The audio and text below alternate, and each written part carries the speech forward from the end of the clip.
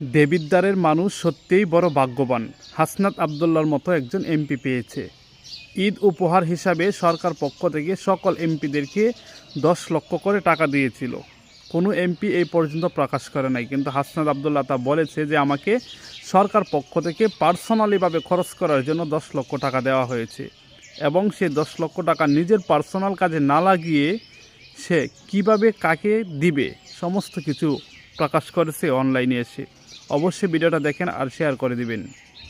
এমপিরে ঈদে 10 লাখ টাকা দেয়।